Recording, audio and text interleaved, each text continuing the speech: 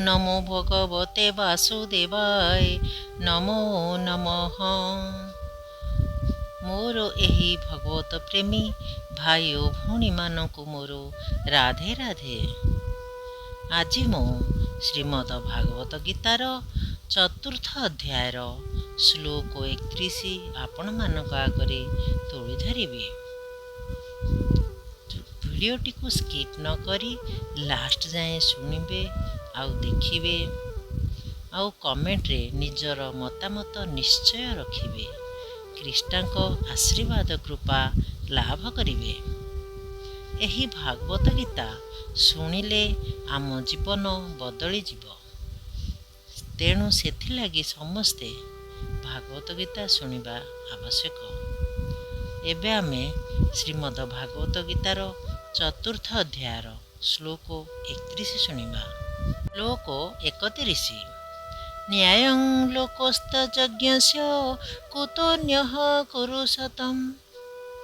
एहार अनुवाद हे कुरुश्रेष्ठ, यज्ञ बिना केही इहलोकरे अर्थात ए जीवन रे सुखरे रही पारिबो नाही।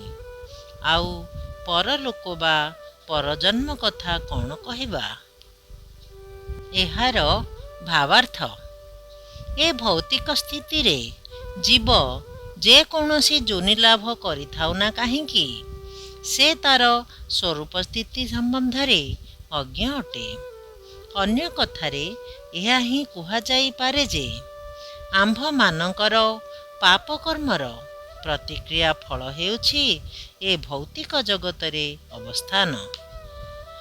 पापपूर्ण जीवन जापन करिबार कारण हेला अज्ञता एवं एही पापपूर्ण जीवन जोगु व्यक्ति भौतिक स्थिति रे रहिबाको बाध्य हेउछि।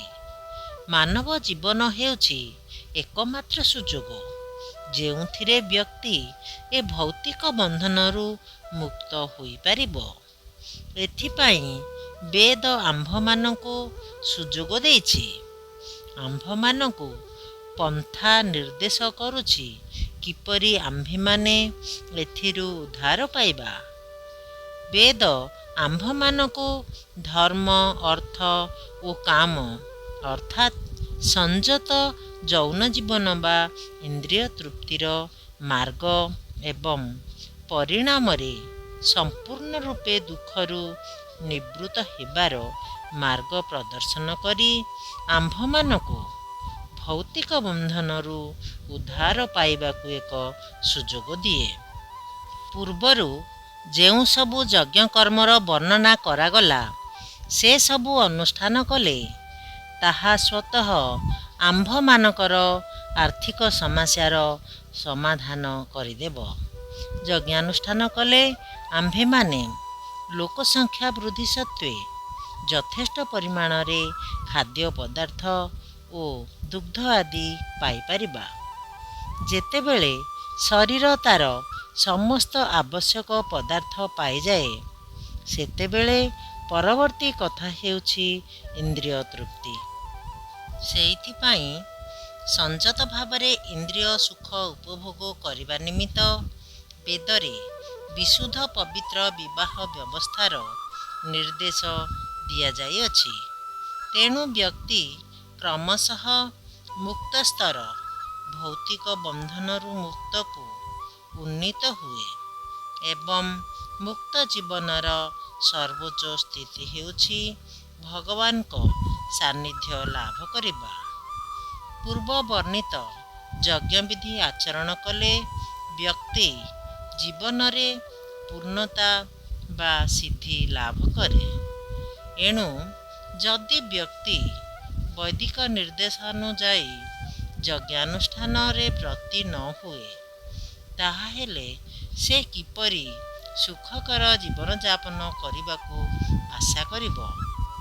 विभिन्न देवलोकरे विभिन्न प्रकार भौतिक सुख अछि एवं प्रत्येक स्थल रे यज्ञानुष्ठानकारी यथेष्ट सुख उपभोग करे किंतु सबुठारु अति उन्नत सुख पाइब जदि व्यक्ति कृष्ण चेतना अभ्यास करी ବୈକୁଣ୍ଠ ଲୋକକୁ ଯାଇପାରେ। ତେଣୁ ଏ ଭୌତିକ ସ୍ଥିତିର ସମସ୍ତ ପ୍ରକାର ସମସ୍ୟାର ସମାଧାନର ପନ୍ଥା ହେଲା ଜୀବନରେ କୃଷ୍ଣ ଚେତନା ଅଭ୍ୟାସ କରିବା। ରାଧେ ରାଧେ ଦୋସ୍ତ। ଏବେ ଆମେ ଏହାର ପର ଭିଡ଼ିଓରେ ଶ୍ଲୋକ 32 ଶୁଣିବା। ଶ୍ଲୋକ 32। ଏବଂ ବହୁବିଧ ଯଜ୍ଞ ବିତତ ବ୍ରହ୍ମଣ ମୁଖେ କର୍ମଜ୍ୱାନିଧି ତନ୍ ସର୍ବାନେବଂ ଜ୍ଞାତା ବିମୋକ୍ଷ୍ୟସେ। ଏହାର ଅନୁବାଦ।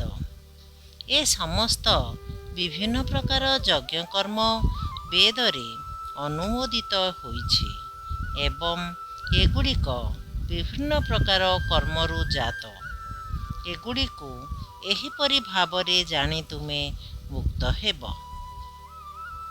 ଏହାର ଭାବାର୍ଥ। ପୂର୍ବରୁ ଯେଉଁ ସବୁ ବିଭିନ୍ନ ପ୍ରକାର ଯଜ୍ଞକର୍ମର ବର୍ଣ୍ଣନା କରାଗଲା, ସେଗୁଡ଼ିକ ସବୁ ବେଦରେ କୁହାଯାଇଅଛି।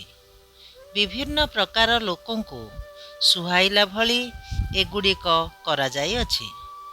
ଲୋକମାନେ ଏତେ ଦୂର ଦେହଧର୍ମୀ ହୋଇଯାଇଛନ୍ତି, ଅର୍ଥାତ୍ ଦୈହିକ ଧାରଣାରେ ଅଛନ୍ତି ଯେ ଏ ଯଜ୍ଞକର୍ମଗୁଡ଼ିକ ସେମାନଙ୍କୁ ସୁହାଇଲା ଭଳି ବ୍ୟବସ୍ଥା କରାଯାଇଅଛି।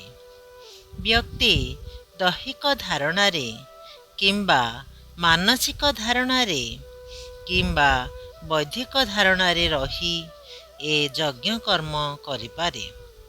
କିନ୍ତୁ ଏସବୁର ଅନ୍ତିମ ଲକ୍ଷ୍ୟ ହେଉଛି ବ୍ୟକ୍ତିକୁ ଦୈହିକ ଧାରଣାରୁ ମୁକ୍ତ କରାଇବା। ଏଠାରେ ଭଗବାନ ସ୍ୱୟଂ ନିଜ ମୁଖରେ ପ୍ରକାଶ କରୁଛନ୍ତି। ରାଧେ ରାଧେ ଦୋସ୍ତ।